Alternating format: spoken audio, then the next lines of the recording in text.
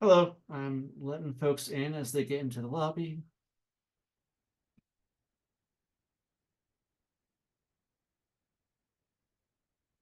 What'd you say, Brian? Oh, I'm just saying it'll be a minute or so as I let more folks in who come into the lobby. I'm just pleasantly surprised this has worked so well.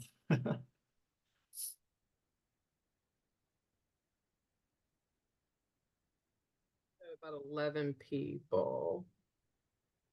Dr. Wilson's coming in right now.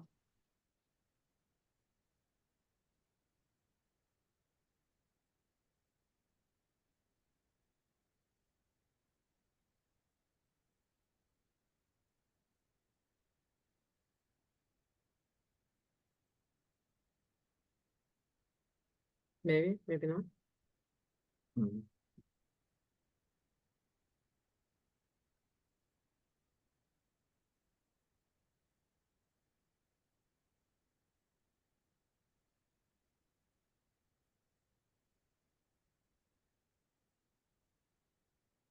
See if there are any more. That might be it. How does that line up with your list, Doris? Pretty closely with who we have on today, because we had a smaller group today than is the entire group of the task force. I think we had about half to two-thirds of the normal membership joining today. So we can go ahead and get kicked off. So I think that the data label title for this subcommittee is a little bit of a misnomer, because we're talking about stuff that sort of relates to data, but it's really like more data and technology.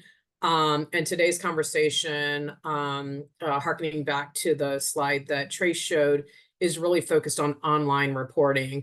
And we'll have some time to actually walk through the resource that Brian introduced in the large group that has the scan of states that have online reporting, and give you some work time to actually go through the hyperlinks and tease out the pieces that you like and don't like.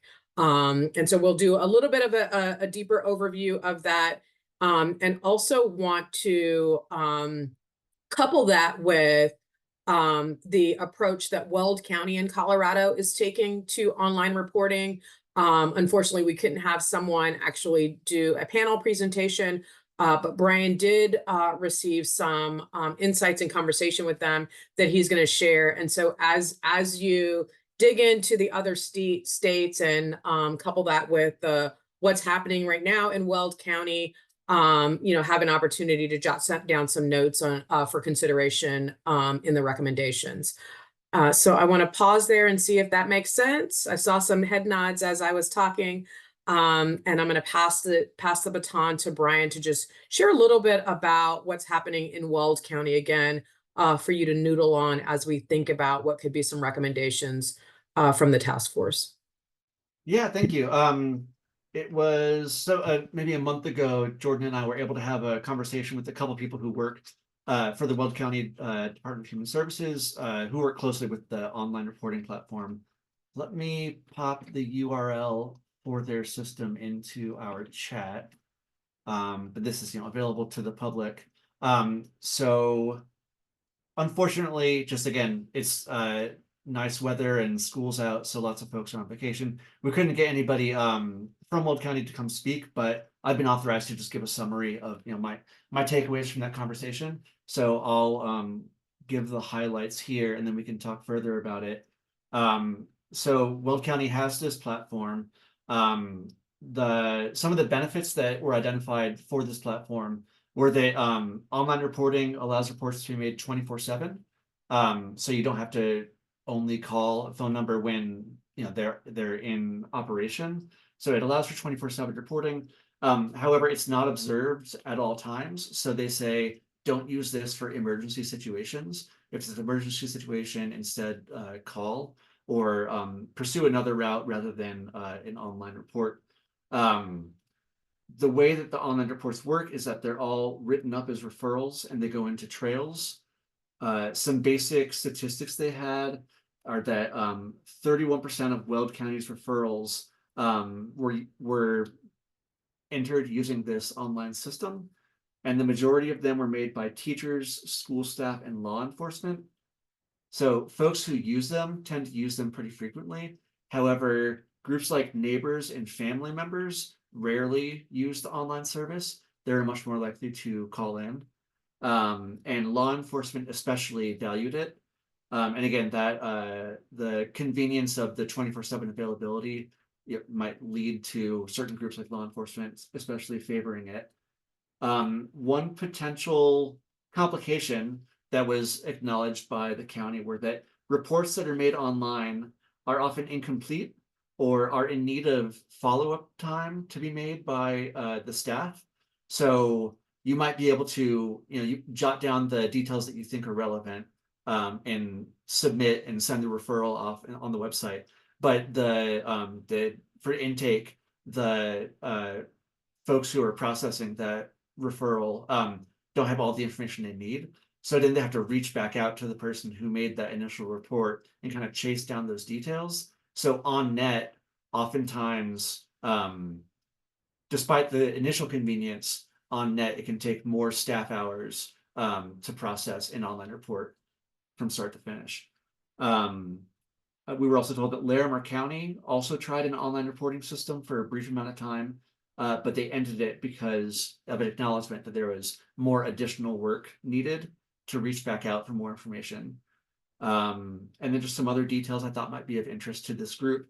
Weld County didn't have a huge rollout or outreach push when this online reporting resource went live.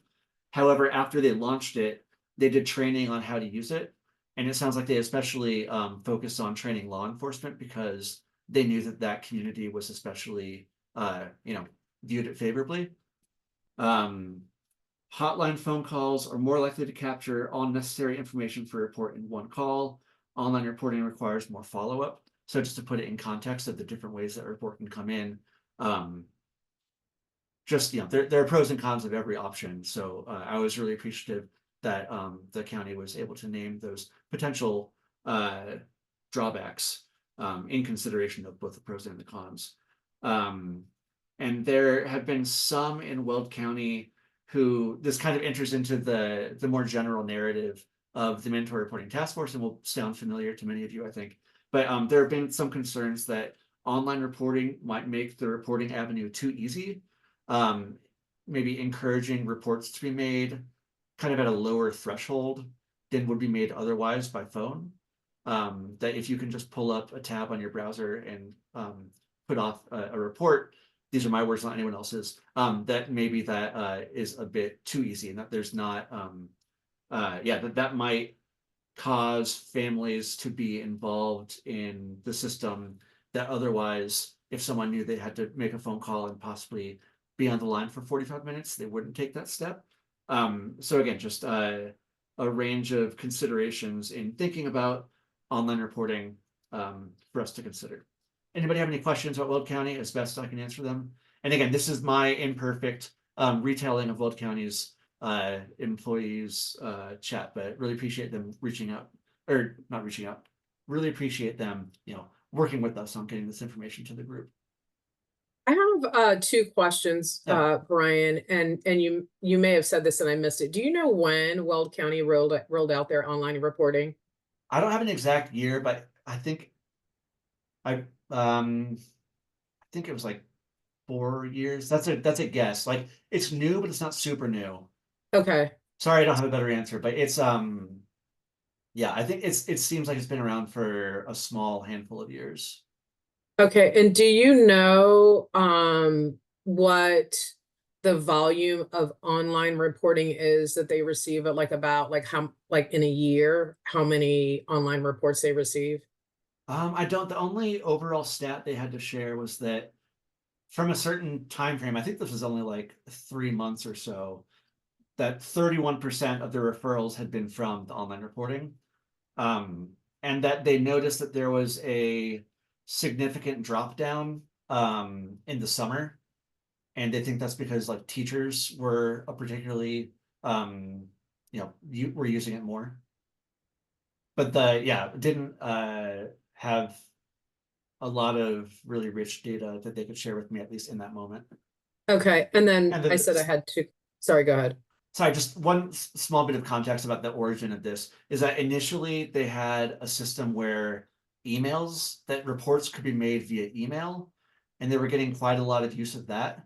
So because they had the usage of that email system, they launched this online system as kind of like the next step in that phase.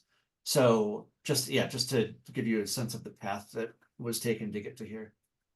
Okay, thank you. And then one more question. I said I had two, Yeah. and anyone else, feel free to come up mute and jump in with any questions that you have for Brian on the conversation he had with Weld. But on the topic of the potential negative consequence of making it easier for reporters to make reports and potential impact on disparities or disproportionality is the thing that comes most to mind. But do you know if they're keeping any data to evaluate the extent to which the ease of the availability of online reporting has had any impact in reports of marginalized populations or any disproportionality? They didn't have that kind of information ready to share. Weld, I think they had problems. I think that this is speculation, but I think that they had a hard time teasing out in trails once the report had been made, which originated from the online system. So it was hard to suss out the implications of Okay, the online status. awesome, thank you. And then And if you sorry, just so at that link that I sent, there are a lot of required fields, but you can put like NA in and you can advance through. Just kind of you can do a dummy test if you would like for yourself. Just please don't submit it at the end. But you can see that it has information about like as in the different sections are about you, transgressor, victim, parent/sibs, the family, review, and complete, just to give an overview of the type of information that they're trying to get. Sorry, whoever I interrupted, please resume. yeah, I just had one more question, and this is for the larger group. And I don't know if anyone on in the group knows the answer to this question, but do we have a sense of uh whether there are other counties that are using an online reporting mechanism beyond Weld? And I know that Larimore, you said, tested it for some time and then disbanded it, but if there are other counties that are using online reporting. That may be a That's question for Yolanda. I don't know if she can answer it. This is the only one I'm aware of. Yeah, I can check in on that. I'm not sure like off the top of my head. I think some counties have like a general hotline email. I think that's more for correspondence. In my experience has been more correspondence with like law enforcement, where law enforcement will email in their reports, like ones that are, their incident reports to the hotline, not that's necessarily publicly public, like made public. okay. Thank you, Yolanda. Michelle, I see you have your hand up. Yeah, I have a couple of thoughts or things just for us to be thinking about, just coming, from a large county perspective. We have Arapahoe has considered multiple times thinking about some sort of a venue like this. And I think similar to what Larimer said, our challenges with people from behind a screen can say more and provide information without the accountability and asking for clarity, right? So we, even though we don't have an ability for folks to do that, people will still email our general human services email account and say, children are being abused at this address. Instead of giving detailed information, as a state, we're required to conduct enhanced screening, which means that we ask additional questions based on the information that's provided to get clarity, to get more information. So I don't think that you can structure a tool for online reporting that gets at all the possible questions to answer or to be asked and get those answers, because it's dependent upon the information that's provided. I also, and I'll maybe ask Yolanda to help me with this, but I'm curious I'm not trying to throw Weld under the bus, but as a state, we're required to review referrals within a certain period of time and make decisions about those referrals. And having somebody, although, Arapahoe's hotline is staffed 24/7, we actually have staff in the building working 24/7. So we would have some capacity to manage that inbox. Those inboxes fall to the back burner in lieu of handling the phone calls that come in first. And so keeping up with the volume of that, I think, was a concern. And so I'm curious about how Weld is managing that if it's not staffed 24/7.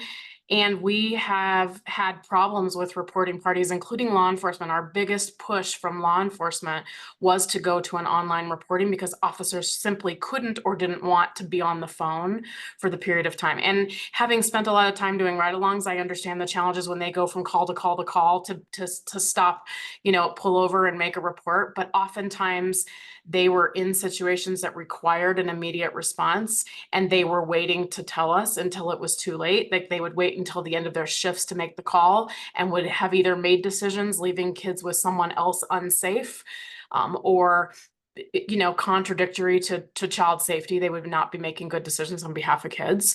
And so that was another challenge of, wanting to not offer that as an option because we didn't want reports that needed an immediate response to go to that online venue. And then I think, Brian talked about this calling back people. We did offer or have offered in Arapahoe an opportunity for our judges on the bench in juvenile delinquency court, truancy court, to make a report via email. And what we found is they'd say, Department of Human Services is ordered to appear at the next hearing. This is the charge, and that's it. And so we were having to chase down people trying to get information, and we were having to make decisions based on the little pieces of information we could get instead of a more expanded set of details on those calls. And it is an absolute waste of time of county resources to be trying to do that. And often we couldn't get calls back. So if we were to say, if an officer made a report and just said, I went out and this is what I saw. I was out here for drugs, and that's all they said. We could never get a hold of this officer because they were on different shifts and they weren't able to be found. And so we had to make decisions, which to me could all end in bad decision making with the little information instead of the time to take all of the calls. So, I just think of those are the sort of the things that I think about or have thought about in running a large child welfare agency. Arapahoe often second, third largest call taking county, are decisions that we thought about all the time and still could not resolve the barriers to. So just those are things I think for us to think about. Thank you, Michelle. Yeah, and I think that, we're going to have an opportunity to have some richer conversation and after you have a chance to kind of look at other state rollout of this option. But I appreciate the, sharing of just the considerations that you've taken in your county to think about the potential pros and cons of rolling out some kind of a hotline reporting model and the concerns that you couldn't ultimately resolve in order to implement a practice like that. Yolanda? Yes, thank you. I had a question, Brian. When you spoke with Weld and they mentioned that it's more time consuming because of possibly the need for a callback and more information gathering, did they give you a sense comparatively between a phone call, hotline call, an average amount of time that takes compared to an online reporting report? Like, is it 10 minutes more on average? Is it an hour more on average? I'm just curious if they were able to quantify that a little bit more for you. They didn't quantify it, but the gist that I got, if that's a fair response to your question, is that it didn't seem close because it was such a strong through line of their conversation. So it was, I don't have a number, but it seemed like it was a substantial difference. But again, and the overall takeaway from their conversation was not like none of them were saying this is a bad thing that the county should not have. They were just saying like this is an important consideration in how this has played out so far. Yeah. So yeah, no number, but it was certainly brought to our attention as an important thing to know when looking at the system. I am curious kind of to like kind of connected to what Michelle was raising is that, you know, like response times, if it's assigned to a caseworker for further assessment, response times start from the time of the referral, like from, and so I'm curious if they shared with you on these ones, and it sounds like most of them, they do have to call back and get more information.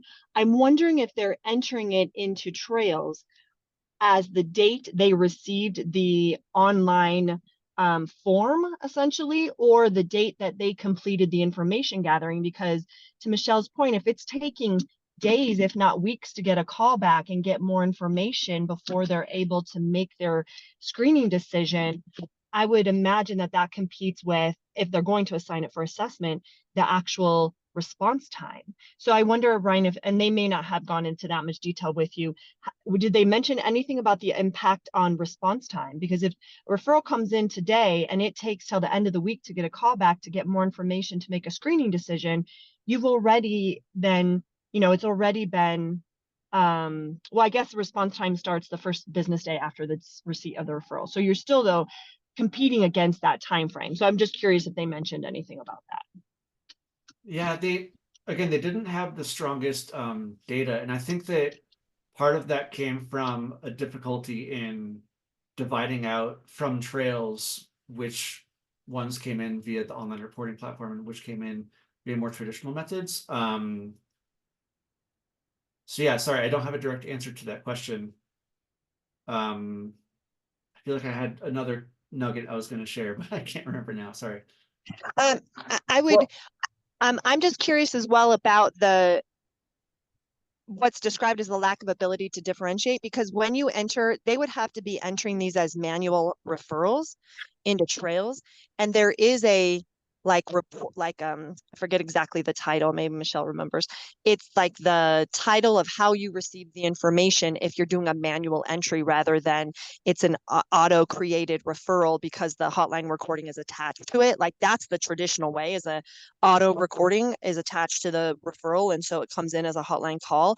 There's also, though, a pick list when you're entering a manual entry where you select the way that the referral came to you, because it doesn't come through like the hotline. So I'm just curious about, because there is a way to pull that data. Maybe not specific to saying this is Weld County's online form. However, they would be able to differentiate more than not at all. That's interesting. Do you know how much variety there is in those options, or? I'm about to walk into my office here in a couple minutes. I'm gonna look and then I'll let you all know like what are the pick list values. I think email, like it is like email, walk-in, you know, there's a couple ones like that. Written, I think it's like either letter, email, walk-in. There's a handful ones of those. And if there's one more that we would need to add, like if it would help counties who do have a online reporting option to, I mean, it's a pick list. So that's easy to add an additional value to a pick list rather than create an entire new field in Trails. Like that's a pick list value. That's pretty easy to add. We could add one if there are more counties that are doing this type of option, then that might be worth, you know, being able to help them differentiate for their data. Cause I'm not sure, you know, this is just my personal opinion / bias. I'm not sure how you could determine the effectiveness of this option if what you're describing is they weren't able to give you more concrete answers to like how many reports are they receiving this way? What's the, you know, like it. I just am curious about how they are analyzing the effectiveness of this and the time capacity that it takes, and if it's like a high value, low impact, or low impact, like high effort, low impact, or vice versa. How they're drawing that conclusion. Yeah, and thanks for that. Sorry again for not having better information on the data they have available. Like I said, they did give me the number 31% of referrals were made via email from, I think, like I don't know if they just did like a particular study of one amount of time, but that was from a specific time period rather than an overall trend. So they do have some information available. So there is that 31% stat. So that might imply that there are some more statistics they have overall, but they just, at least they didn't have like a, you know, publicly ready available deep dive into what the data says. So it's interesting hearing how Trails allows those reports to be differentiated. So the only thing I will say about electronic system is that creates a technology divide for communities that may not have access to technology and or stable, consistent internet. So, it's always a great idea to maximize the use of technology, but I think we also have to be mindful that that puts a group of folks in the margins. And if we don't think about that and talk about that, we will continue to perpetuate disparate outcomes with access to these sort of things. Can I just piggyback on what Anna said too, that also includes offering the ability to report in a different language and or with a disability. So, counties offer, services for reporting for those who are deaf, for those who are blind, to those who are, speak a different language. Counties are required to take a report in their native language. And so, I just that just strikes me as interesting too, right? And the language used, when I was looking at the website, I was like, does everybody know what the definition of a transgressor is? Things like that. So I think making it accessible and understandable for all who are making a report is important. Yeah, and love this conversation. Again, want to piggyback. I think, Doris, you were getting to this with some of your initial questions to Brian of, do they have data with this of really how this really addresses and reduces that implicit bias and those disparities within communities? And if that's our real goal here as a task force, I really want to dive into how does this really address what the issues are that we're trying to achieve here? So I appreciate all of this. And I'd love to see more of the document of kind of what other states are, and maybe other states have addressed some of that. I don't know. So yeah, we're actually going to dive into that. I think this has been a really important conversation to, kind of have some questions top of mind going into the state review. So thinking about, what the implications might be on different populations who may have more or less access to technology to make a report, thinking about what data would then be available to consider around whether this, takes significantly more time because there's more follow-up to actually get the detail on a report before you can make a determination to screen in or screen out. The implications on looking at kind of ease of access and any barriers that might exist there. So I think we have we've had a really good conversation that puts these questions front and center, that you can be thinking about as you spend some time diving into what other states do. I do want to come back to a data question for you, Yolanda, because I know that the county data rolls up into state access and trails. And so I'm wondering if there's the ability to pull a report that for Weld County that looks at,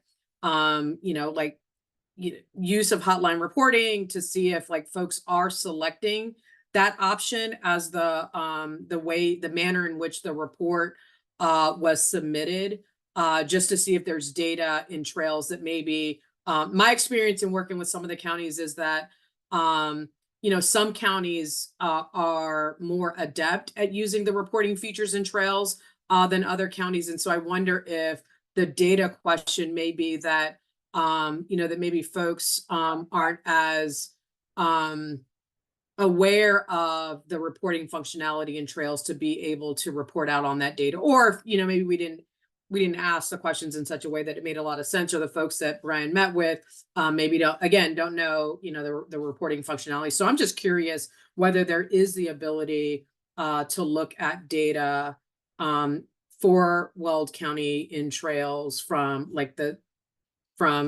some team within CDHS or DCW to be able to help inform this conversation.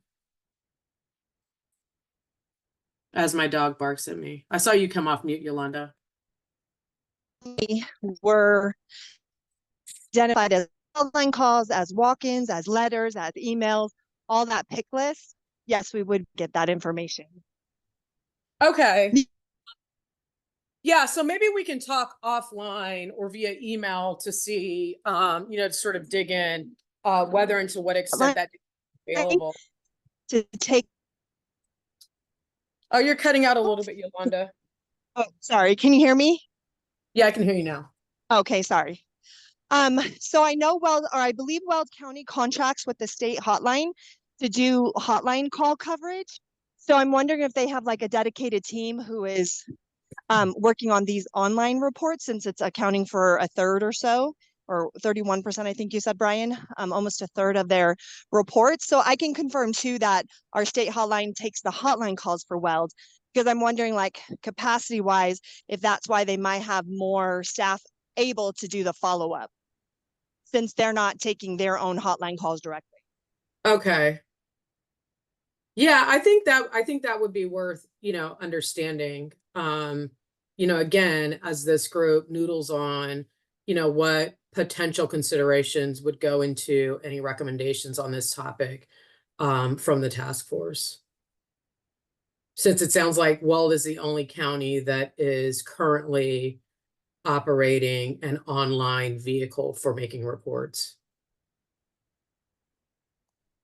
Doris, I think at some point in time too, for this group, it might be helpful too to share the enhanced screening guide, just to look at as well in comparison to, again, it's required in state regulation for us to use an enhanced screening guide as a part of our information gathering process. And so it's something I think the generalized community doesn't understand and know much about, and haven't seen the tool to help then guide, what information that we receive and how we make decisions based off of that information. So I certainly can get it and share it, or Yolanda can get it and share it. Yeah, and I think understanding to what extent any of those questions get asked in an online reporting vehicle. But I think to your other point, Michelle, your earlier point, about, a lot of like sort of, the next set of questions is informed by the actual conversation, which is hard then to build a, I forget what you call it, like in surveys where it, like skip logic. It would be hard to build in the skip logic, I think, that has that kind of nuance to then open up the next set of questions. Yeah. And Yolanda, I see you put something in the chat. Is this the enhanced screen? What is this? Yeah, so it's the enhanced screening guide. So there's text in blue, which is in our Code of Colorado Regulations, Volume 7, required questions to be asked when available. And then the text that's in black is like additional screening questions. And at the very bottom of the guide, it shows like which statutes also are part of, like, because everything that's in a blue text is either Code of Colorado Regulations or statutorily required to ask when available. Awesome, thank you. And then I see that it has these subcategories, for, different kinds of allegations. Yes. So that you can, and that's in trails. Like when Okay. a hotline staff person is going to enter the referral in trails, those additional enhanced screening questions are there for them to reference. And then of course, counties, people have intuition, they'll ask additional questions that aren't on this guide, or may have their own standard enhanced screening questions. These though are built-in trails. So as you're taking a hotline call in real time, all of these questions are there. If you say, well, domestic violence or educational neglect or medical neglect, those questions will pop up and appear so that it's a prompt to the call taker to ask those additional questions or some version of them to get more information. And to Michelle's earlier point, that's what's really challenging, and why even the Colorado Department of Human Services decided not to offer an online reporting option as well. We also looked at it and decided not to, because there's so much nuanced information that call takers need to gather when people are alleging certain types of abuse or neglect to make informed screening decisions, that we just felt it was a disservice to families to be making decisions about intervening with like such limited information. Thank you. That happens on written reports. For what it's worth. Sorry, go ahead, Michelle. Just real quick question, Brian. I'm sorry. When we're talking, when you guys are talking offline about gathering Weld County data, Did I lose you guys? No, we can hear you. Okay. When you are gathering online data or data, I'm sorry, out of Weld County, I would be curious to know about assignment rate based on those that are reported online versus those that are reported through the statewide hotline or through their regular hotline process, because I think that also could help us tell any disproportionality maybe in assignment rates based on that information. Yeah, that's actually what I wanted to just see what all we could it's the we that is Yolanda's team, I think, or someone in that group. I'm getting yelled at. That to see what all could be teased out and comparing online reporting from other reporting mechanisms.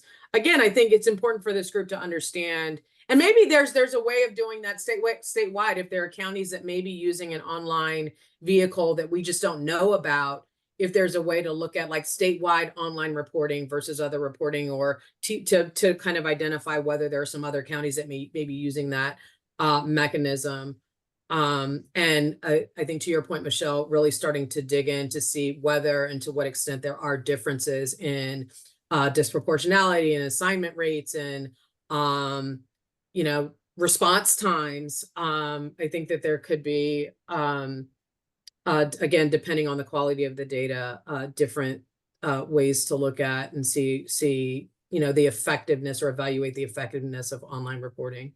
But we don't currently, there's not currently a way to distinguish the online from not online, right? That we're saying that we could add that to the drop No, down. Yolanda's saying that there You can. is, because there is currently a drop down that indicates the type of like the manner in which the report was submitted.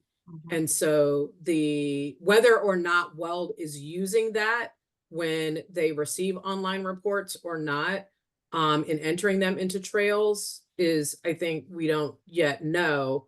Well, online reporting isn't an option from the drop down list. Is that correct? They could choose I email. don't think so. Yeah, I don't think I'm gonna get that here. Oh, okay, I misunderstood. No, I'm gonna get the specific categories from the drop down that we currently have. I'll get that, and then yeah, it would be possible to add in like an additional I'm sorry. pick list Okay. value. So then like 6 or 9 or 12 months down the road, we could look back if that change is made and see, you know, then we'd have the online reporting class and the not on the reporting class to compare.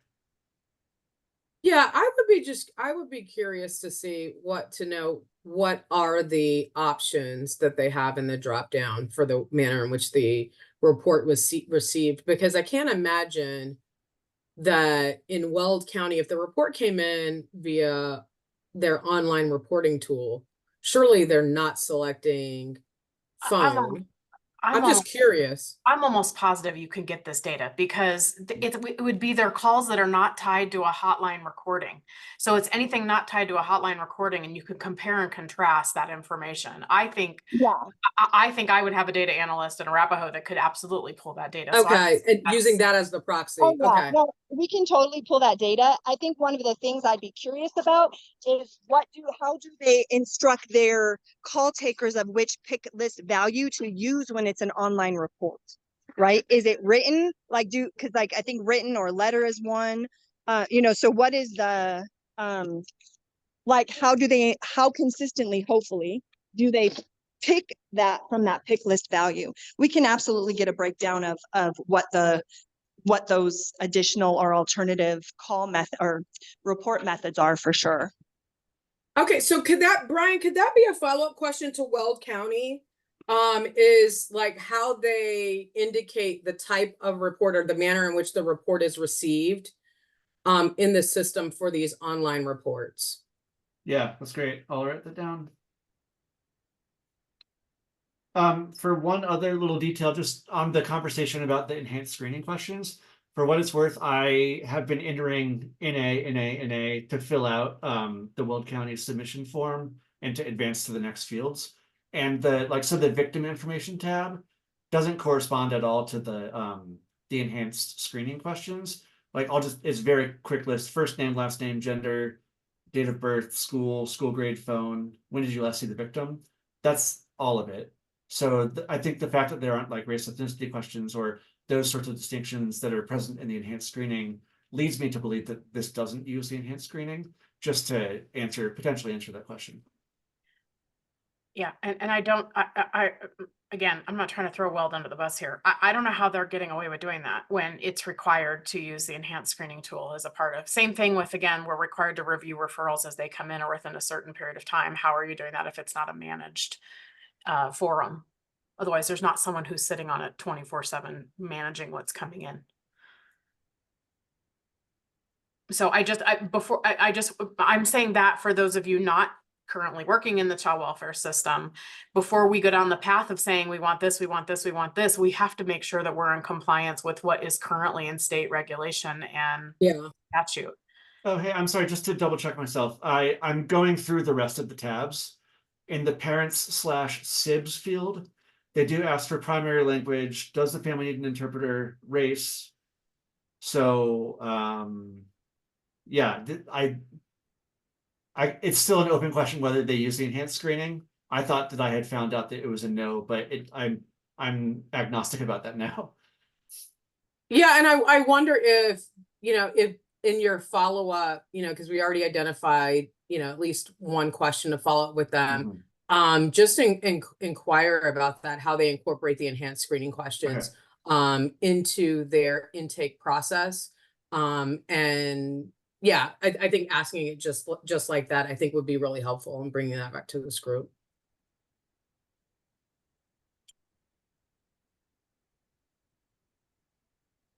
Awesome. Okay, so can you do Brian another quick screen share on the 50 state scan, and then I can drop in the link. And I think we'll spend about 20-25 minutes giving you a chance to actually go through and add comments and notes into the note catcher, and I'll drop that link in as well. Yeah, sure. So this is again, in the mandatory reporting task force Google Drive, we have a dedicated research materials for mandatory reporting task force you can click. And then within that, we have an electronic reporting platforms folder. So if you don't have the current link, there we go. Yeah, George just dropped it in the chat. That's how you can, go from the umbrella site down to this. But so I'll click this electronic reporting platform scan, and I'll just have to download it because it only previews the first page. Oh, 21. Okay, so yeah, so this has it's pretty self-explanatory. Online child abuse and neglect reporting in other states. So this is all that I found. There's quite a few, a decently long list of states that have these. I noted a couple of things. About half of these states, the online reporting platform is only available to mandatory reporters, which I thought was an interesting distinction. So those are marked, as appropriate. They all have hyperlinks where you can click to go through. Some of them, I think you can click around a little bit to get an idea of the questions being asked. Some of them are more like you have to log in with a previously approved username and password in order to get access to it. This state with an asterisk is California, is like us. It's a county administered program. And so the county of Los Angeles is the only county with its own online reporting option, which is only available for mandatory reporters. So kind of, Weld County sort of situation. But that is a link to the LA page, and then more of a general information on the state of California's, I think, county by county breakdown. Then that's generally the nuance that's available here. For some states, I'd grab just like Missouri says, we encourage mandatory reporters to make a report when online, when possible, to keep the hotline open for the general public. So that's just an interesting nuance, in the advice that they give. And then for all of these states, or if not all, 99% of them, they say, if you have an emergency situation, don't use the online platform, call 911 or use some other more, use a more appropriate method, but that these are for non-emergent circumstances. And then finally, these are just the information sources where I got most of this information from and compiled it in this nice little chart for us all. So yeah, Doris, I'll let you tee it up officially, but I think it'll be useful for folks to be able to click through these and just see what it looks like. Yeah, thank you, Brian. I put the links both to the state scan document and the note catcher in the chat. I'm going to do a really quick screen share or not, because host is disabled participant screen sharing. Let me host you up. Thank you. Sorry about that. No problem. Does that fix it? Yeah. Okay.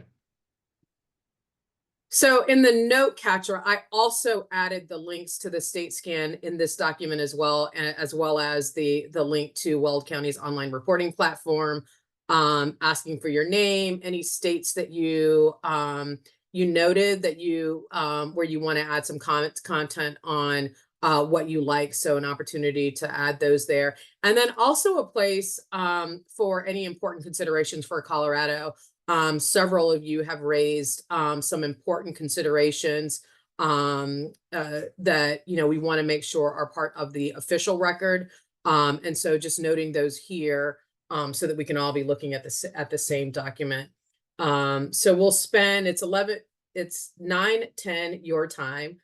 I forget to do the translation. And so we'll spend about 25 minutes. We'll do a check-in at 35 after the hour, if my math is correct. And we'll build in a short break just after that.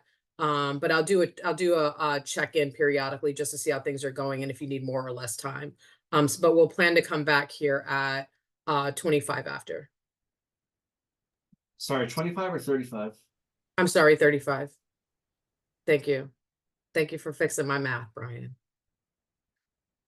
I always forget the exact time, so I'll drop it in the chat as well so folks can come glance and see. Perfect.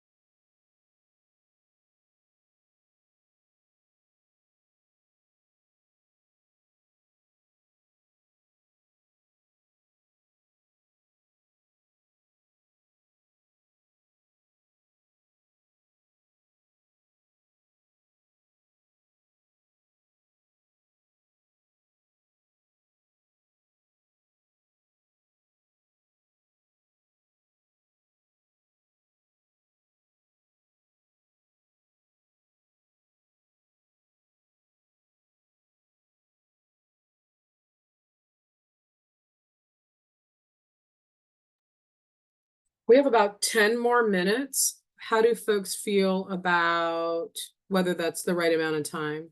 If that's good, if you could just use your thumbs up icon. Those of you who may still be here. Okay, I'm gonna go with the 2. Thank you.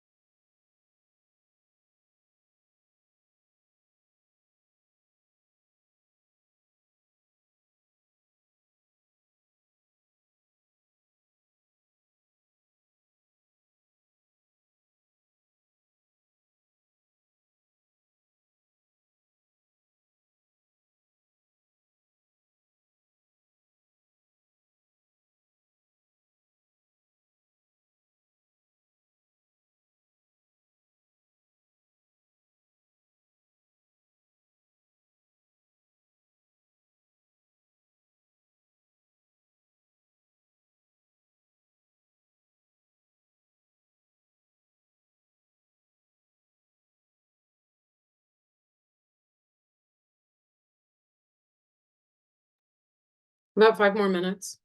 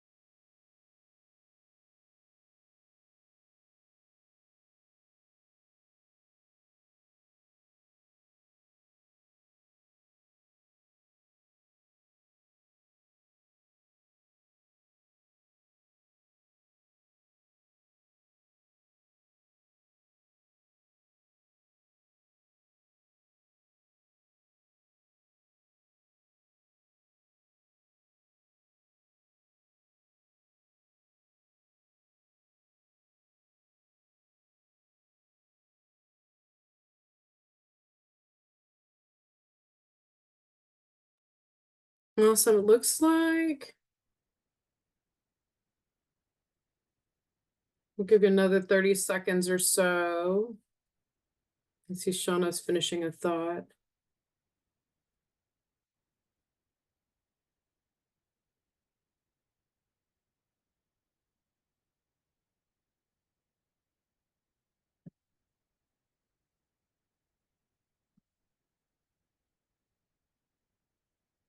Awesome. I'm actually going to share. Well, let me do this real quick if my camera can come back on. Hello. Okay. It looked like folks were vigorously working in the document, looking at the links. So do we want to take a little bit of a break for folks to take a bio break if they need one? Or if you did so, during our work time, we can just keep plugging along. If you'd like to take a break, if you could use your raise hand or your thumbs up, that'd be great. Okay, why don't we go ahead and take, let's say a 10-minute break. And then we'll come back and we'll have a discussion on the really robust content that you put in there. And then it looks like you all were really deeply engaged in this exercise. So I have 9:37 my time, so we'll come back at 10:37. I mean, yeah, is that right? Okay. Yeah. No, it's 9:37 our time. So That's what I meant. 9:47 That's what we'll I come meant. back. 47. We'll come back at 47 after the hour. Thank you, Brian. No problem.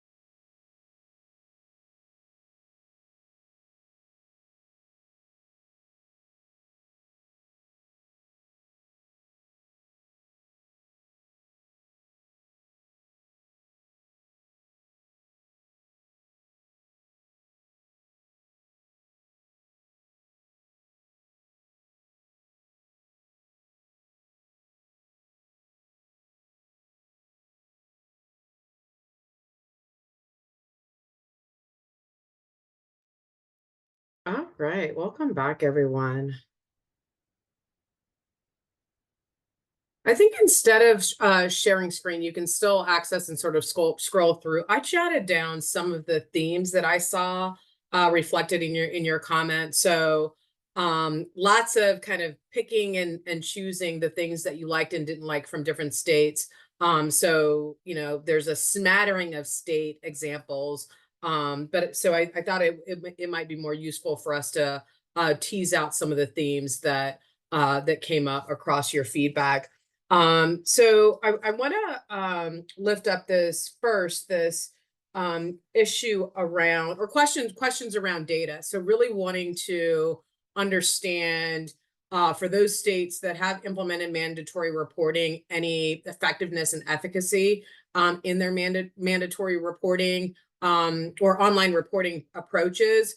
Michelle, you listed that pretty prominently in your feedback. And I like that, you know, in California, only LA County has this available. So being able to do some kind of a comparison or see if there's any kind of comparison between LA County and the rest of the state's data. But want to hone in on this initial question around data. And, you know, Michelle, if you want to share out some of your thinking about, you know, the data pieces that you listed, and then have others chime in on additional questions or concerns that they have around the data piece. Yeah, I mean, I think some of these look like good options. I would just want to know and be reassured that it's working in the way that it's intended. And, you know, like one of the points I had is a lot of those states talked about false reporting and the consequence of false reporting. I would be curious to know how often they see false reports, how they go about prosecuting those. You know, are they able to track? Like one of the things I think about is we see a lot of custody battles, right? So parents pitting each other against one another. And so could, if you and I are in a relationship, could I report as you, right? And pretend to be you? And how do they manifest and determine all of those things when a false report has been made?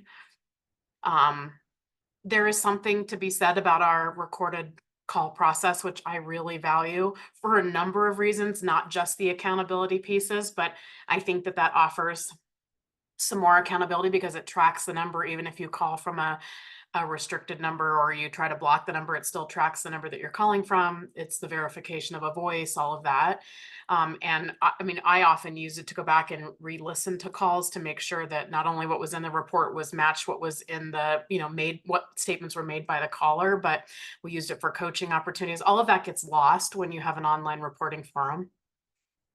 There were just, again, like you said, some other data points. I'm curious about California. I assume LA being, I think, probably the largest child welfare system in the state, in the country, probably has a need for that type of a reporting system. But I'm curious how they got there, if it's just LA and not other counties, and then how do those other counties compare, things like that.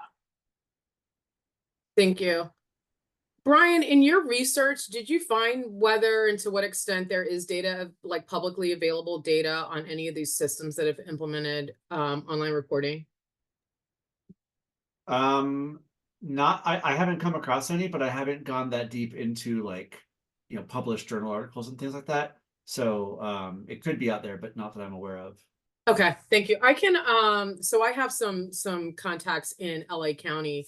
I can see if there's anything that would be worthwhile sharing for this group around, just tracking of, again, I think efficacy and effectiveness of online reporting in that county, including, any concerns around false reports. We hear that theme a lot. I hear that theme a lot, particularly from lived experts, parents who have had child welfare involvement, and the use of hotline reporting as a in some instances a control mechanism when there is DV history in the family, but also as a way of retaliating against parents in custody hearings and things like that. So anything and those that report often have sent us, like in Arapahoe, have sent written reports in via email.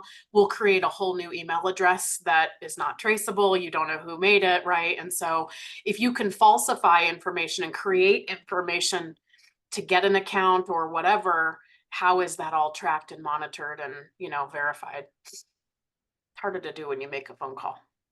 Yeah. Thank you.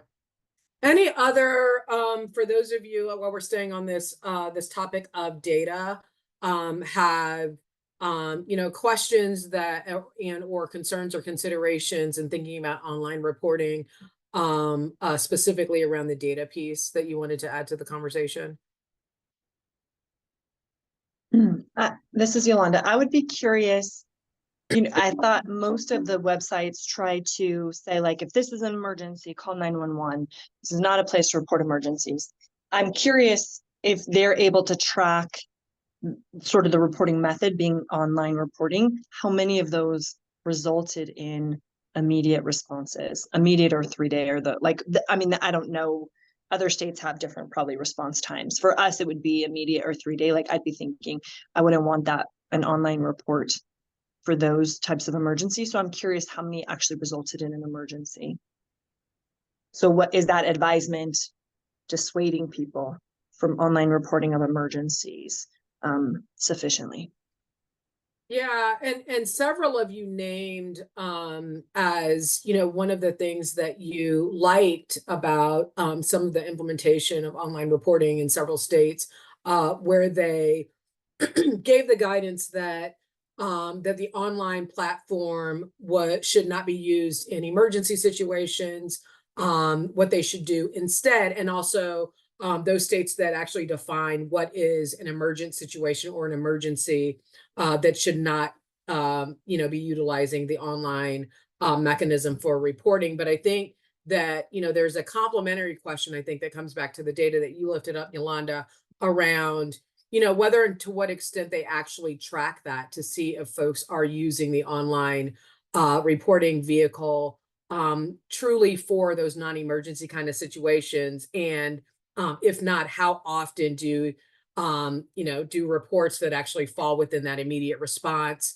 however that's defined in that state, end up getting reported through the online platform, versus them actually making a call. I think to the extent that there's data around that, and I think in for LA County at least, I can ask that question. Have some leads in some other states, so maybe thinking about whether and to what extent there is that kind of data available, again, in consideration for implementation. You wouldn't want, where there needs to be, an immediate response, and you wouldn't want that time lag with it having gone through an online report and then having to follow up to get additional information. Great point. Other data questions, considerations that folks thought about as they were going through the different state platforms?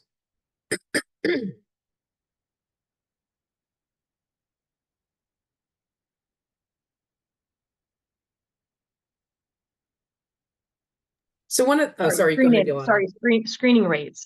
Sorry, because one of the comments I put, and I didn't get to finish all the note catcher comments. So Texas had, like, at the top of their thing, they have like big red box that is like, if you don't give us enough details, we will not be able to like adequately screen your referral, basically, and we might have to screen it out if we don't get enough information, something to that effect.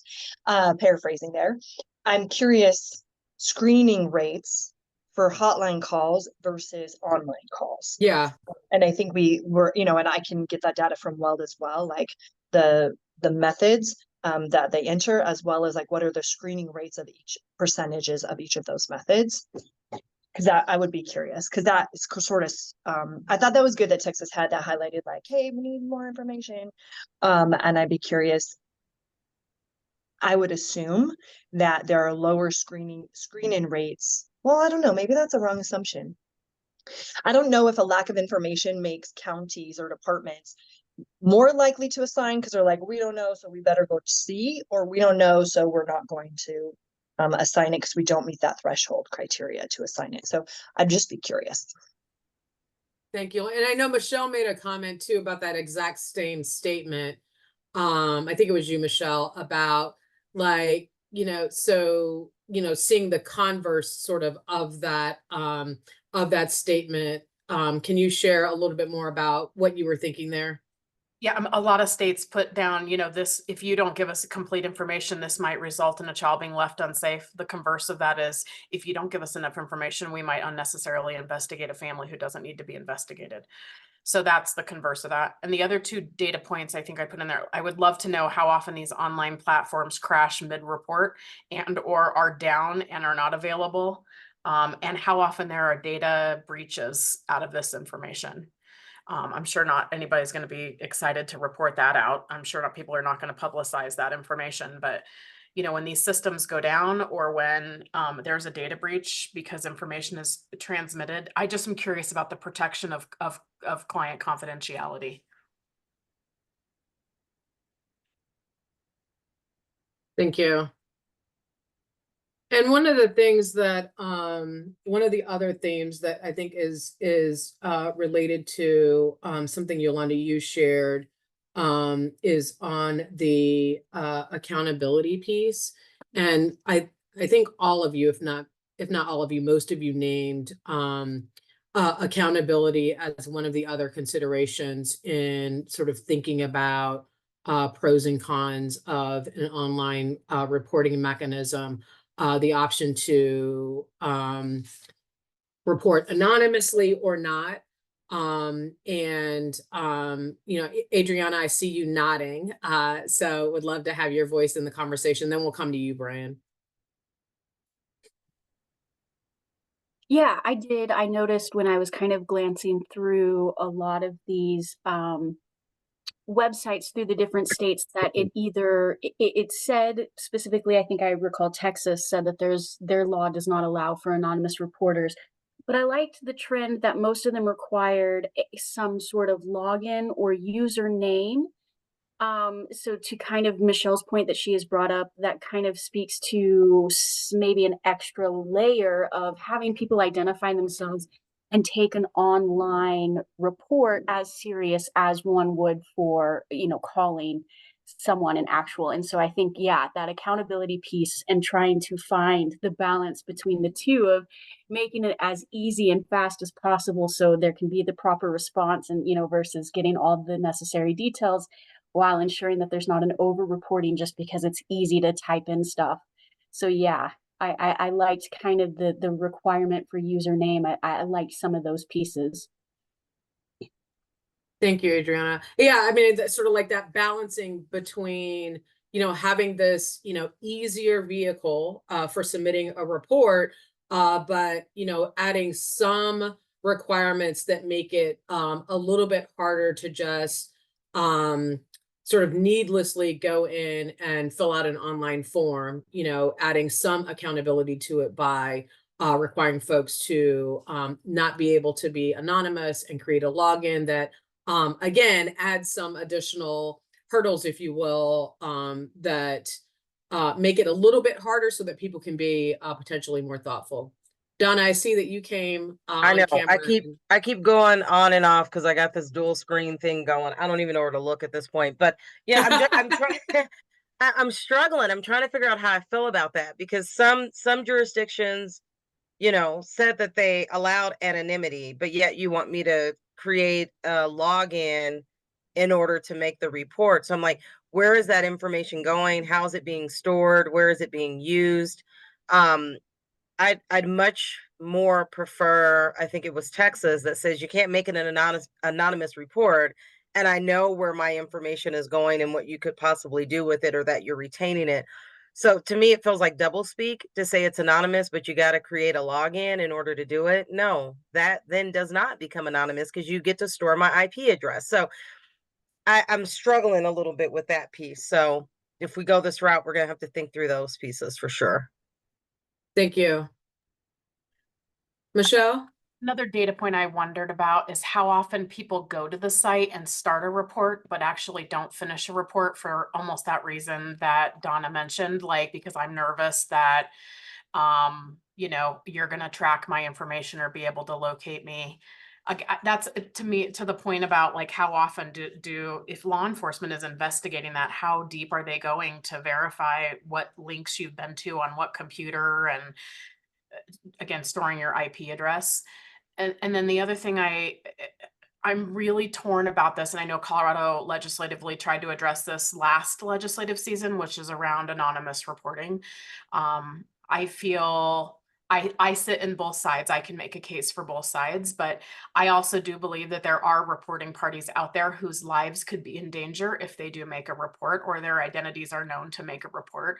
And we pulled down some data in Arapahoe County last year around the total number of anonymous reports that we received, and then what happened with those reports and what the types of abuse or neglect were that were being reported, and some really serious cases that were substantiated where children were really unsafe were found to have come from anonymous reports. And so again, I can sit on both sides of the fence or on both sides of the fence about the importance of having accountability and identifying yourself, but also creating a space in some way, shape, or form for those who are unsafe to make a report to be able to have the ability to do that.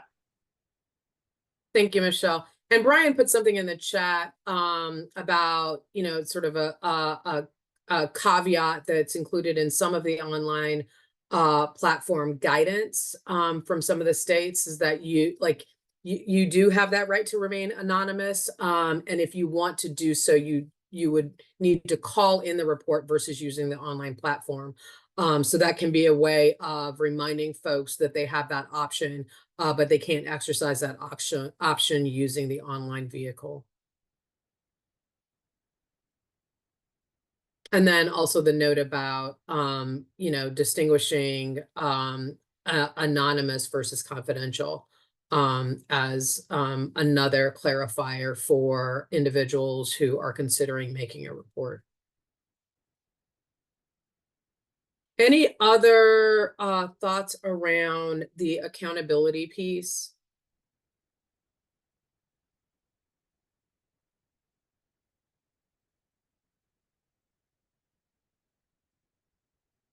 All right, so one of the other themes that I noted was around you know, providing guidance on you know, whether and to what extent the online reporting mechanism should be used for non-emergency instances or situations versus emergency situations, and really making that explicit, as well as or in addition to that, having, you know, some stipulations around the hours in which an online report should be sort of like made available, so that there's actually, you know, it's during times where there is someone who actually can see it, you know, soon after it's been submitted, versus having it sit because, you know, business hours are, you know, normal business hours or so forth. Several of you named that. And so I would just invite folks, you know, if there's anything that you want to add in terms of your thinking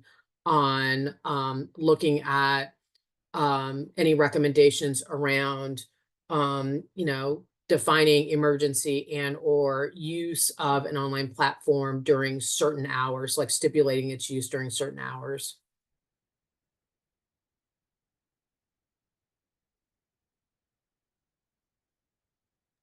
So I didn't get to look at all areas, right? But do we know if there are any jurisdictions that have, like, because someone had that live chat feature on theirs, which I really appreciated, right? Because I think that does give room for someone to man the line, so to speak. If people had questions while they're filling out their report. But do we know if other jurisdictions maybe have like a live person on the other end to receive, to do that immediate type response during business hours? I'm just Brian? asking anybody. It wasn't Yeah, directed towards anybody in particular, but I do think, who was that? Was that Texas maybe, that Kansas, had the live chat feature? Like, that's pretty cool. Yeah, you have that Kansas, note next to Kansas. Oh, maybe it was So Kansas. wondering if Maybe it it's was Kansas. I don't remember. It was going so fast, right? I was just clicking and typing, but maybe it was Kansas. That's pretty cool. Like, if I'm making an online report and I have a question, I can hit that live button and have a real person. for what it's worth, Kansas is the only one I know that has something like that, but I don't think it's a human being. If you click it, it says It's a bot. It's a Oh, bot. Yeah. It that's says not like fun. I take it DCF back. DCF automated network assistant. Hi, I'm Dana. I'm here to answer your general questions about the. So I think it's more of like a website navigator type thing. You know, if you put a keyword in, it might direct you to some. So It's yeah. no longer cool. I'm retracting that. I thought it was a live chat, and I think that would be cool. As an additional note, like it would be nice to have, you know, not just the online reporting feature, but a live chat feature that allows someone to actually engage with a hotline person, to kind of talk through the situation via chat.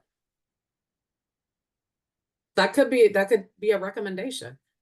I have so many tabs open. I don't even know where the live notes are anymore because I have like this sea of tabs. So if anybody wants to capture that, I think that's a great recommendation. That is what my Chrome looks like too. Yeah, it's bad. Like I got stuff over here, stuff over there. I don't even, like I said, I don't even know where to look. I don't even know where to type. Fair, Yolanda. Yeah, I just wanted to just share with folks, because this is probably worth within this breakout group a conversation around that type of recommendation. Many years ago, before COVID, I did speak with Safe to Tell and Colorado Crisis Line, because they do a talk to text version, you know, like you can text with someone live on their hotline, not an online or just chat via text. And so we were looking at whether or not for the state hotline that would be something to pursue, and not necessarily getting, well, I mean, I didn't necessarily thought I was getting the support that I would like or needed, because I feel like that is an important feature to have, whether or not you have online reporting.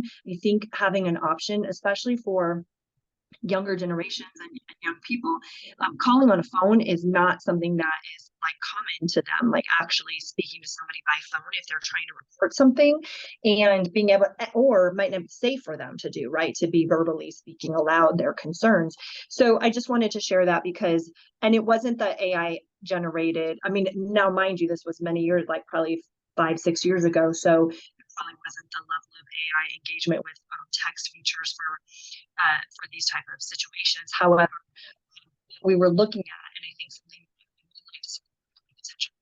Oh, wait, you went really low, Yolanda. Oh, sorry. Can you hear me?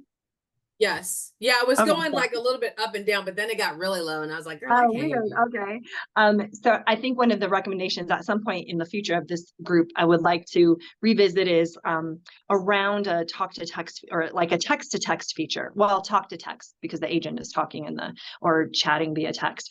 And one of the, not only the benefit of like, is that more user friendly for different, you know, populations of people. And what I learned when I talked to Safe to Tell at the, Oh, wait, you're low again. sorry, how about now? It's better, but it still sounds wonky. I wonder why. I'm on my phone. Oh, now it's better. Okay. If it does that again, I might go off camera. So they dedicated live agents to the talk to text feature, because they didn't want people to be going between phone calls and texting. Like that was maybe too distracting for a call agent to do. So if I'm the if I'm the call taker at the state hotline, my dedicated time for these next 3 hours is going to be responding to the texters and engaging in taking a report via text.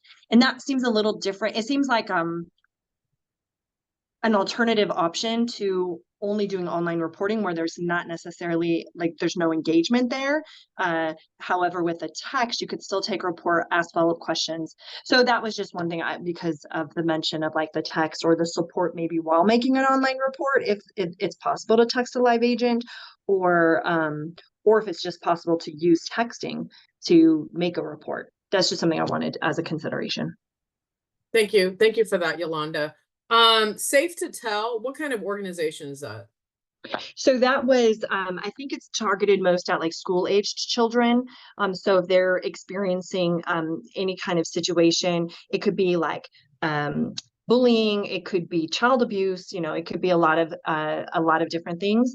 And it's like safe with the number 2 and then to tell. So targeted at youth and school aged folks, for them to have a way, or children and youth to have a way to communicate concerns that they may have.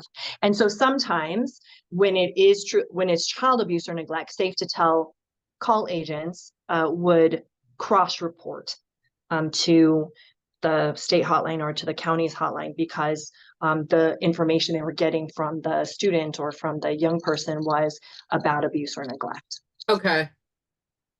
Okay, that's helpful. I'd love to get you know, folks' reaction to you know, just exploring it is a little bit different than what we're talking about with online reporting.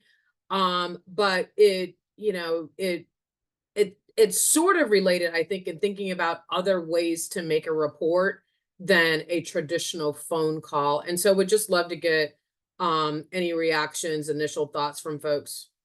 Brian, are you getting ready to move us in the right direction? No, I think this actually lines up well with your next question. I just wanted to point this out. So one of at the bottom of that resource I put together, I linked to the sources where I got a lot of this information. So Oh, you muted yourself, Brian. So you didn't hear anything? Okay. You Child said help. at the bottom of the resource. And then Yeah. Can you guys hear me now? Yes. Okay. So childhelphotline.org has like a compilation of some of these online platforms. On their map, they say that Mississippi had an app for reporting.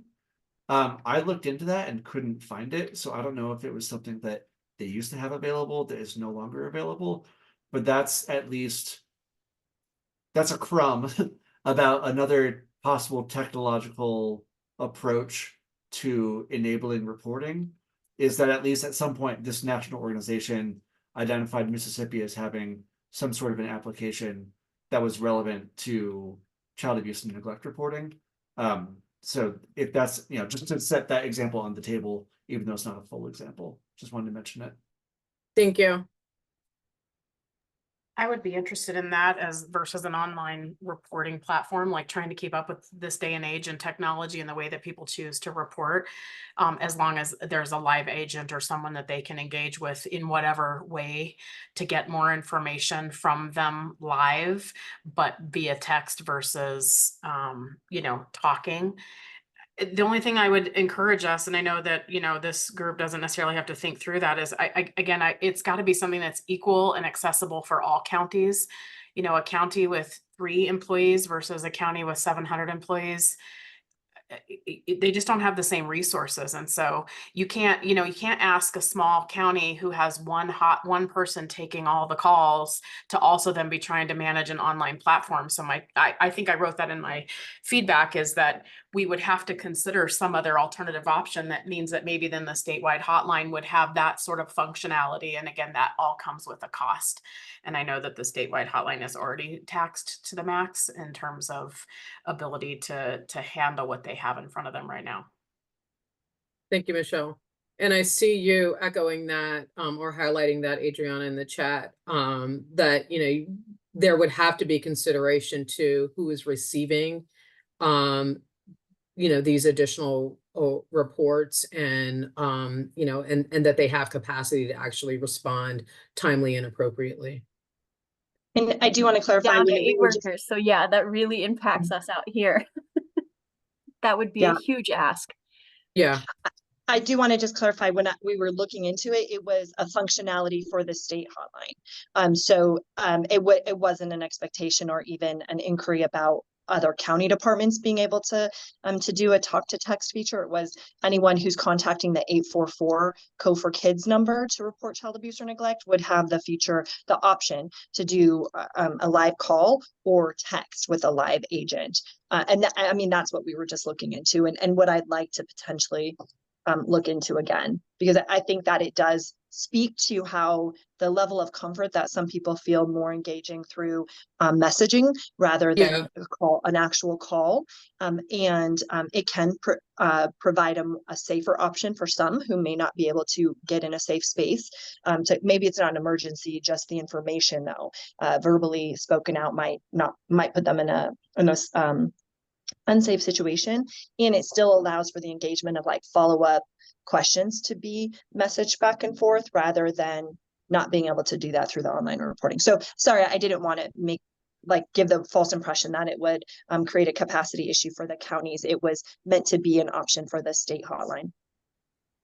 Thank you for that, Yolanda. Can you share like why you did not move forward with that? So at the time, I will say we were under different leadership at the time. And again, this was, several years ago. Just from my perspective, I think cost was one of those.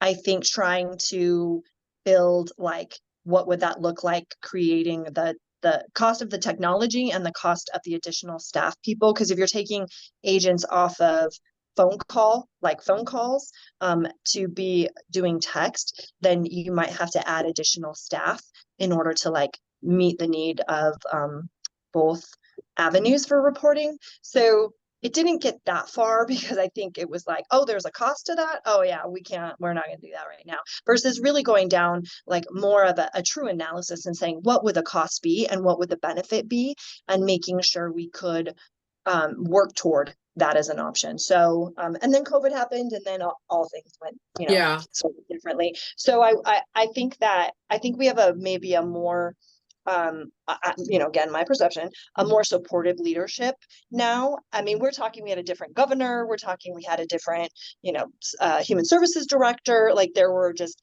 differences in leadership that, for better or worse, I think there's probably more interest and support in finding those alternatives.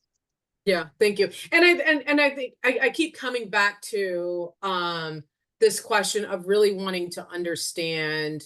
So not just about the kind of talk to text kind of application kind of feature to allow for reports, but also really wanting to understand what the potential implications might be for rolling out an alternative mechanism that uses technology to make reports in those places that have done so, to see what is the volume that we're talking about, in addition to questions around effectiveness and efficacy and potential impact on disparities and disproportionality, but really trying to get a sense of, what are we talking about, with respect to additional volume, so that there can be some analysis of what the additional staffing support needed would be, and whether and to what extent it could be reasonably rolled out, statewide, or just with the state hotline. So, I mean, I think that, without a sense of what that potential impact would be, I think it makes it hard to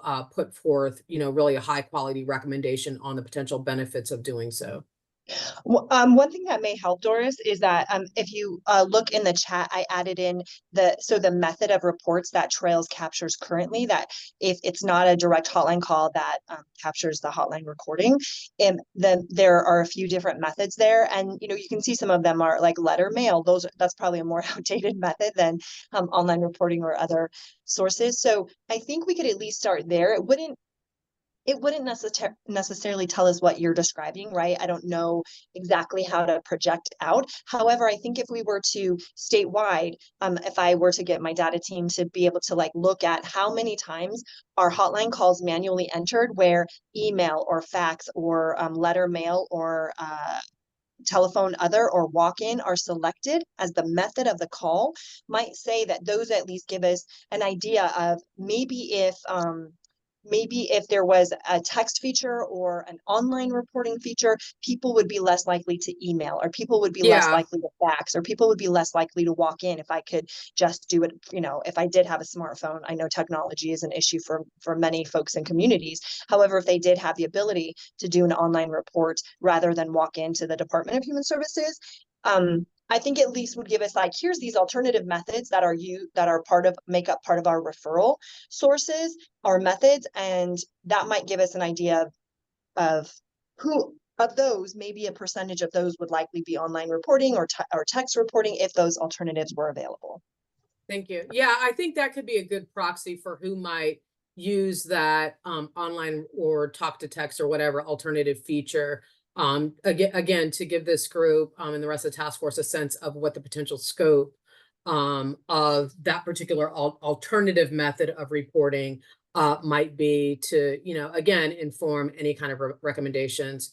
Brian, I see that your hand is up, and Michelle, I see that you're off, that you unmuted. So I didn't know if there was more that you wanted to add to this topic as well. Yeah, just something I would want to think about, and Yolanda may have more insight about that. But, currently, if someone from Arapahoe County calls the statewide hotline and they identify that they're calling for Arapahoe County kid, they get diverted to the Arapahoe line. I mean, I appreciate that the statewide hotline exists and there's inconsistency between the ways that there are reports. So I would have a worry that if we said that the statewide hotline would do online reporting, that would divert my call volume to the state because they didn't want to do an online report, or they only wanted to do an online report. I can see law enforcement doing that. So then how does the statewide hotline manage that, right? If they're going to do that, that's great. But if they're going to divert the call back to me anyway, and I don't have the ability to do that. So there's just some, I think, unintended consequences we would have to think through, that if you open up an online platform only through the statewide hotline, how does that, I mean, as a county that only takes our call, we don't ever divert to the statewide hotline unless there's an emergency, versus, let's say, El Paso, who diverts all of their calls after hours to the statewide hotline, which is the largest reporting county. Right. I just am curious about how all that, the logistics of that plays itself out, and the equitability. What I think I hear from reporting parties all the time is that I can call Adams and they have it in one way, and I can call Arapahoe and they have it in a different way. Well, oh, how come Weld has this, but you don't have this? So I just think that there has to be some consistency about that, and we have to work through those logistics. Thank you for that, Michelle. Yeah, I definitely think, sort of thinking through the potential impact on both the statewide hotline and the sort of county hotlines and their respective processes and procedures will have to be a part of any recommendations, even if, yeah, I'll just pause there. I'll put a period there. Brian, you had your hand up. Yeah, this is just to rewind slightly, but just, I'm curious for the method drop down that you've been talking about, Yolanda. Is that a required field or an optional field? Just thinking about the kind of data we'll get if a report is ran from that. If that has to be selected in every time it's not a hotline recorded call. Let me just double check that to make sure I'm not telling you something that's not true. And hotline call is actually one of the pick list values as well. I think because in case there's any sort of technical glitch for it to automatically, upload the recording and everything, it is a required field. So if you do a manual entry, so if it's a hotline call that comes through the hotline system, the hotline will already create a record. It will attach the recording, for every hotline call. This is when a call taker or any county staff person or even state hotline person goes in and says, I need to, it's a tab that says add a hotline, which means they're manually creating a hotline record, starting with a hotline record that can then be transitioned into a referral, which that's the main reason they would do that. So they add a hotline, and then if they add a hotline under the reporting information tab, the method, that's what the label of the field is called, and it isn't required field. The method has that pick down list, and so then it will say court ordered. It will say email, fax, hotline call, letter / mail, telephone, other, like if there's a back line, sometimes counties will have like a back line, or a walk-in. So they have to select one of them, and it can only select one of those as the method for how this hotline record came to their attention. That wasn't, the automatically generated hotline call with a recording. So I'm curious for Weld County, I can have our data team run I don't know if we want to look at the past 6 months or the past year worth of referrals, or all of 2023, or whatever time frame we want to look at. I can have the data team pull how many reports were standard hotline calls, like automatic hotline calls, how many were labeled as court order. The method selected was court order, email, fax, all like what number and then percentage of the total did that make up? And what I'd be most curious about is their online reporting method or their online reporting option. What do they train their staff 1 year? Okay, I can do that. If we want to do like, I don't know if we want to do like May 1st of 2023 through, May 31st, we can pick a time frame. What I'd be curious about is what's to Michelle's point about consistency, even within a county, not even just between counties, among a county, what do they tell their staff to select as the method when it is the online option? Are they doing it as I don't know if they would do it as a letter/mail, which that's meant to indicate written, like a written report versus like the electronic report being email. January to June 2023. I meant January to December. I don't know why I put Jan. So just the calendar year of 2023. Yeah. Okay.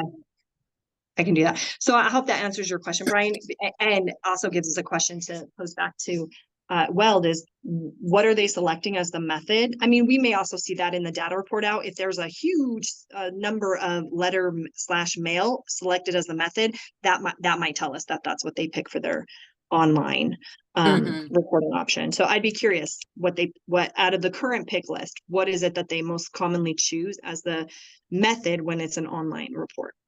Yeah, thank you for that information. And I've already, I'll definitely email my contacts there that I've been speaking with and try to find out that information.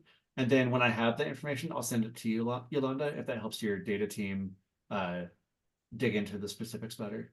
Yeah, that would be helpful. What I heard from folks, and let me just, make sure I'm collecting this in notes. What I heard from folks, so we want a calendar year of 2023 data with the call method broken out for Weld County and also include a screen rate, like the screening rates, how many are screened in, screened out.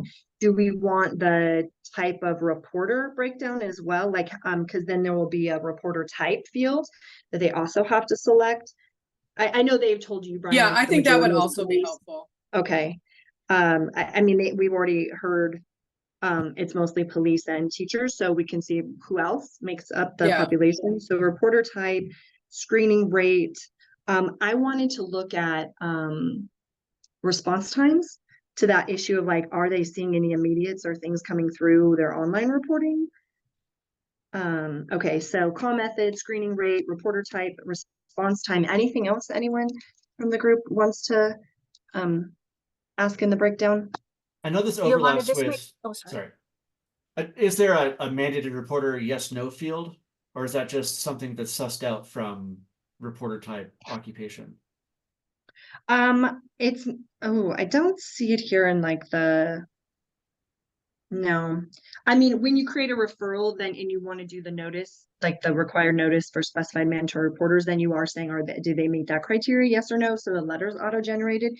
In the reporting party tab, I'm not seeing. I think there is, Yolanda. I think there is on their online one. Or are you talking about in Trails? In Trails is what I was talking about. I'm not. It might be in the referral stage, Michelle. This is just, I'm looking at like a test version of adding a hotline call.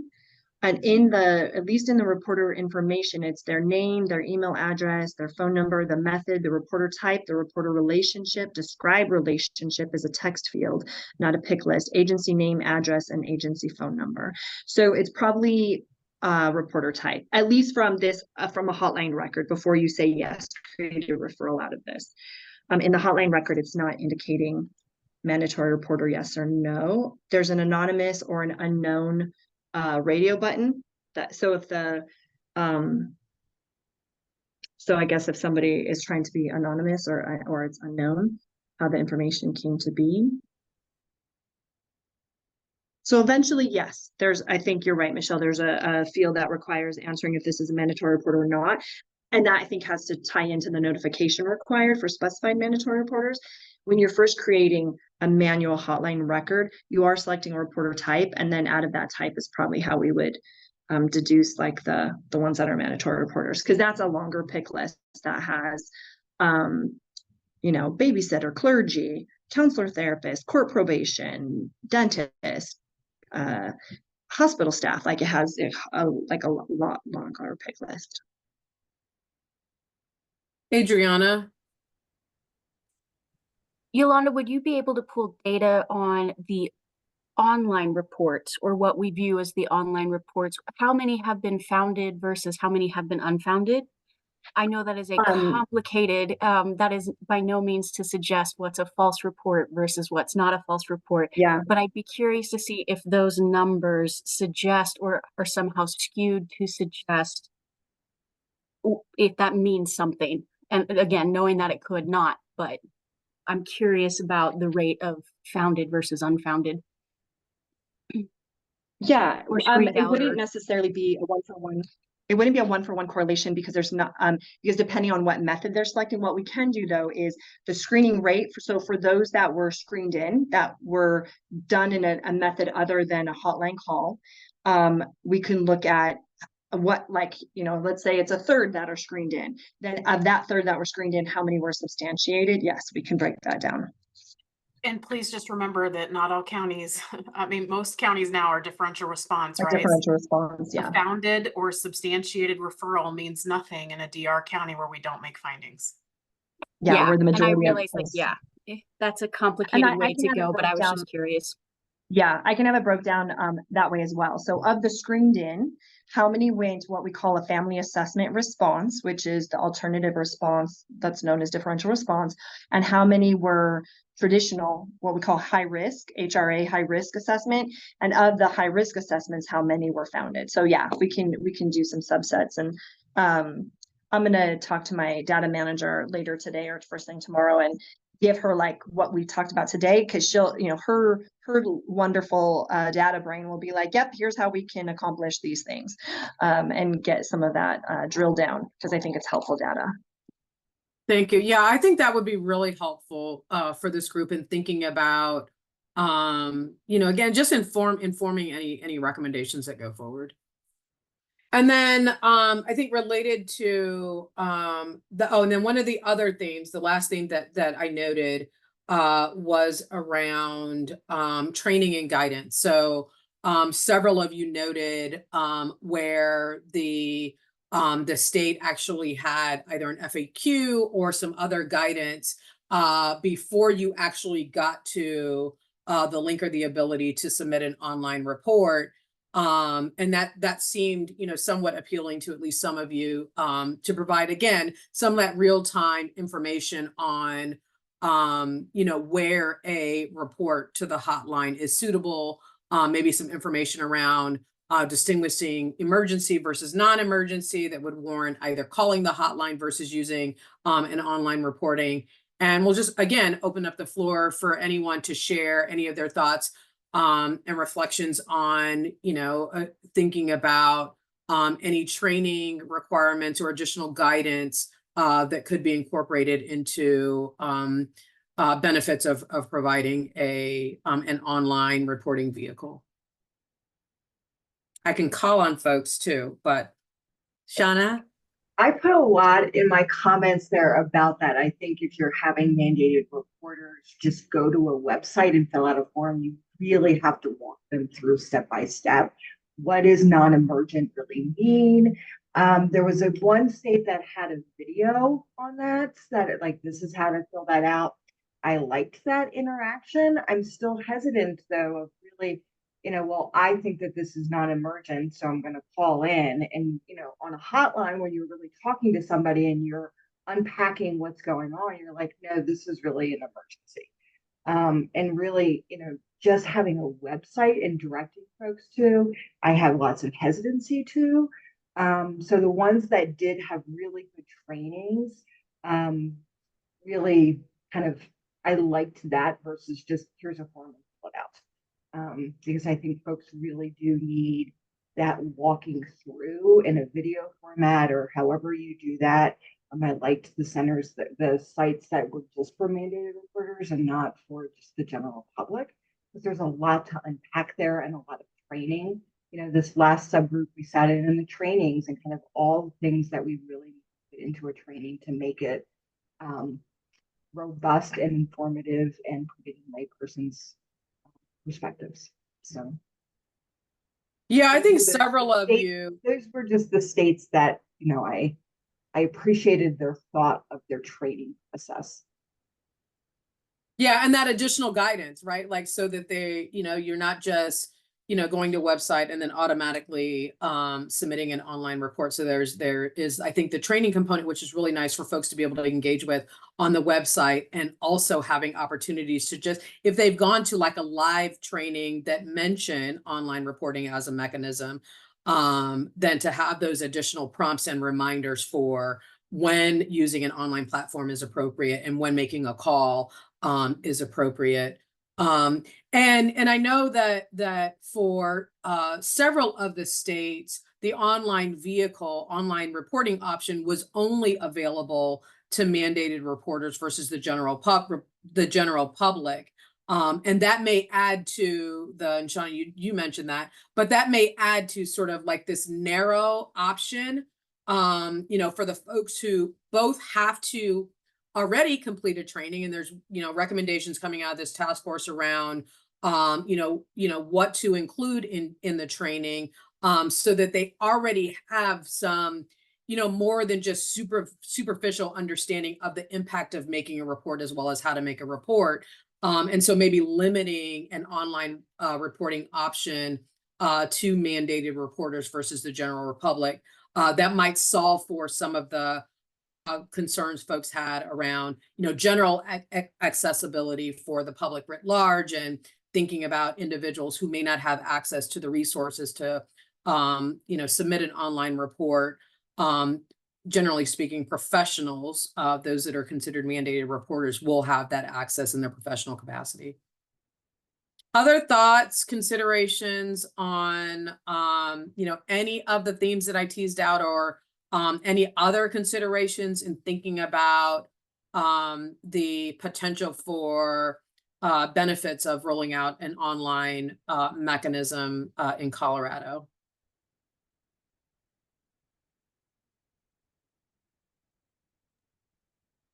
I think I appreciated all of folks' input on what I'm hearing. A lot of it is like, what are the unintended consequences? How successful really is this as an option?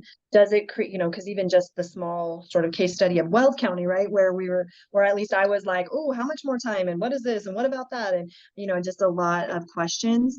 I just wanted to voice, I appreciate that we're doing our due diligence to really ask those or pose, those questions, those concerns and thoughts about what are the potential unintended consequences. Not only do I understand it as an effort probably at efficiency for those most common mandatory reporters, like to not always have to make a phone call. And I think there's probably there are a lot of questions that we pose, and a lot of potential unintended consequences that I appreciate we're taking the time to kind of think through. Like, does it increase disproportionality? Does it create more of a backlog or a workload because it's so much follow-up that has to be done to even make it be a successful report to start with? Yeah, so just appreciate everyone. Thank you. Thank you for that, Yolanda.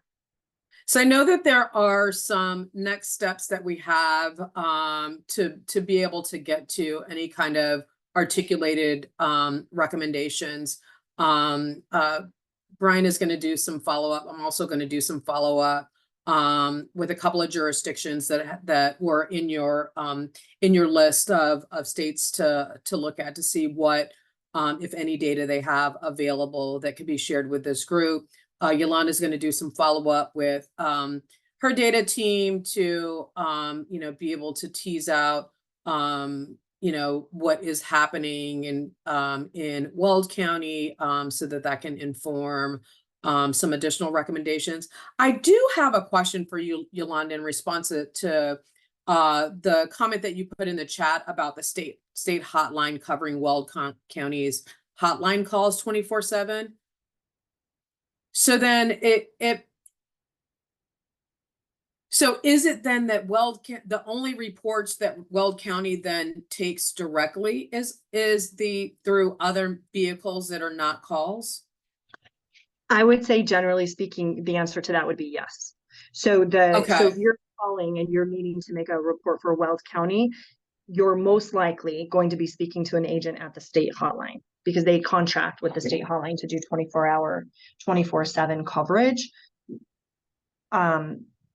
Yeah, so I'd be curious too. I don't know, Brian, when you reach back out to your Weld County contact, maybe it's also worth asking, like, how many staff do they essentially have assigned or dedicated to help with the online reporting, since it is making up, or at least for a short period of time, making up close to a third of their calls. I'd be curious too, like, is it one staff? Is it two? Is it, how many? Because that's supplemental to, they also, like, yes, they have the state hotline contract with them for the call coverage 24/7.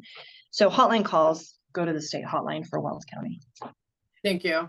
Can I just come in behind her and just emphasize, I think, again, I just think that there's an inconsistency in resources across our state around that.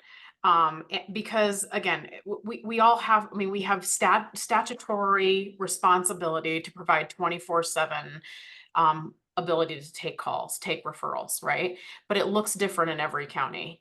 In Arapahoe, I have 17 hotline caseworkers to staff our hotline 24/7, and it's not enough. I need more to really meet the needs. And some calls are diverted to law enforcement. For years, we diverted our after-hours call volume to Arapahoe County Sheriff, and that means dispatchers are taking initial information and then contacting the on-call caseworker to then take further information. And so there's just, we're not comparing apples to apples. Yeah. Right? So, no, at one point in time, we wanted the statewide hotline to take all of our calls, and they're like, no, thank you. We can't handle Arapahoe's volume. Right. But yet they take El Paso's volume. And so it's not consistent across all 64 counties, yet we're trying to make decisions, potential recommendations for statute changes, regulation changes, staffing, all of that for all 64 counties. So I think it's just something we have to keep into consideration. And this is, what we deal with in Arapahoe is far different than what they deal with on the Eastern Plains or on the Western Slopes in these really small counties that only have 1 or 2 staff, if that, allocated to handle that volume.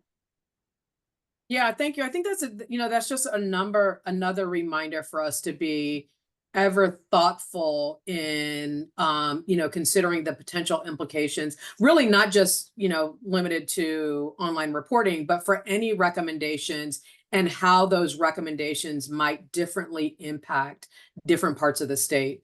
So I appreciate the ongoing reminder of that, because I think we have to be really vigilant in making sure that we're considering the differences in resources and staffing and approaches as a result of that in different parts of the state. We'll take Shauna, and then we're going to rejoin the larger group. Yeah, just for curiosity's sake, to put it in perspective, how many other counties have their own 24-hour? How many counties take their own calls? 24/7. Well, Yolanda would know. But are you asking 24 out, 24/7? Like 24/7. Is I think only Boulder. Yeah, Boulder, Broomfield, Denver, Douglas, Morgan, Arapahoe, of course. Those big ones. Jefferson. That's 6. So I would have to ask Jefferson County and Adams this to make sure. Before Adams and Jefferson County had after-hour answer service, like there was like a triaging agency that took the call initially before getting an after-hours worker. So I'd have to double check that with Adams and Jefferson. So I would say more or less Boulder, Broomfield, Denver, Douglas, Morgan, Adams, Jefferson, and Arapahoe are the ones that take they're responsible for either taking their own calls directly or like you said, Michelle, you used to have law enforcement do that after hours. They are solely responsible for their own call coverage. it's helpful, That's just helpful. statewide perspective. And then we have, and what I can do is maybe I can send Brian the map. So we have like a call coverage map, and it shows like which counties do their own calls 24/7, which ones do 24/7 coverage with the state hotline, which ones only do after hours coverage with the state hotline, because that's like El Paso County, Fremont, Gilpin, Gunnison, Hinsdale, Huerfano, Larimer, Mesa, Pueblo, Teller, Yuma. So those ones, after their weekends and nights, the state hotline takes those calls. So the most coverage statewide is with the state hotline, because you have all your small counties in there. Yeah. Your Bacas, your Archuletas, your all of those. So I can send a revised map of our current call coverage so folks would know. I mean, now mind you, in the 24-hour county coverage, those are the biggest volume counties, the Denvers, the Arapahoes, the Jeffcos. El Paso is the largest volume hotline call volume in the state, and after hours, the state hotline takes the calls. So maybe that would be Oh, but helpful during for you. regular hours, they take their El own Paso hotline. takes their own. Yeah, Okay, El Paso gotcha. takes their So own they're a during hybrid. regular. Yeah, they're a Okay. hybrid. Yeah. So the way we Yeah, break I it down. think having that, sorry, go ahead. No, I was just going to say, I'll send the map so then it can be sent out and distributed to everyone. The way we break it down is the county takes their calls, is responsible for taking all their calls 24/7. The state hotline takes the calls 24/7. The state hotline takes the calls only after hours. So it's those three categories. Yeah. Either Okay. full-time hotline, for the state hotline, full-time county coverage, or full-time or after Or hours coverage. hybrid. Yeah. Or hybrid. Yeah. Yeah. What it doesn't delineate though is, I'll use just say Adams as an example, don't quote me on this, but Adams may take their own phone calls, may list it as taking their own phone calls 24/7, but divert to a law enforcement agency after business Mhm. hours. There Yeah. are few counties that actually run a hotline 24/7. 24/7. I think Got it. only Okay. 2 or 3 of us, I'd have to look. I think Boulder is. I'd one. say the main ones would probably be Douglas, Denver. The highest volumes would be Arapahoe, Douglas, and Denver. That Yeah. they staff their hotlines, or at least I know Denver and Arapahoe do. They staff their hotlines with their own personnel 24/7. Okay. And don't use any other form of call coverage, whether that's law enforcement or an agency or something like Jefferson County. This is an old map, it's from 2023. I know we have a more updated one that I'm like looking at, so I can get you the most updated one just so you all would have it, and I'll send it to you, Doris, and to you, Brian, and then it can be sent out to the group. Perfect. Yeah, I think that would be helpful just to get a, again, in trying to center what could be a recommendation that, sort of meets the needs for everyone, and having us just think through what the potential implications might be for different places. I think that'll be really helpful. Thank you so much for a really rich discussion. I don't know if Brian has what he needs even as a start, but we sure did have a really good conversation, I think, of some of the potential pitfalls and considerations in thinking about online reporting as an option. We are going to rejoin the main group. We'll have to leave this Zoom and join the main Zoom. Brian, do you have handy the other Zoom link? I'm pulling that up right now. Awesome. Yeah, And we'll it see. should I haven't be gotten a note from this. Trace. Or if not, it's just the original, link from your Outlook or whatever you're using. I mean, we'll see. We'll see if this works. Great conversation, everyone. See you back in the big room.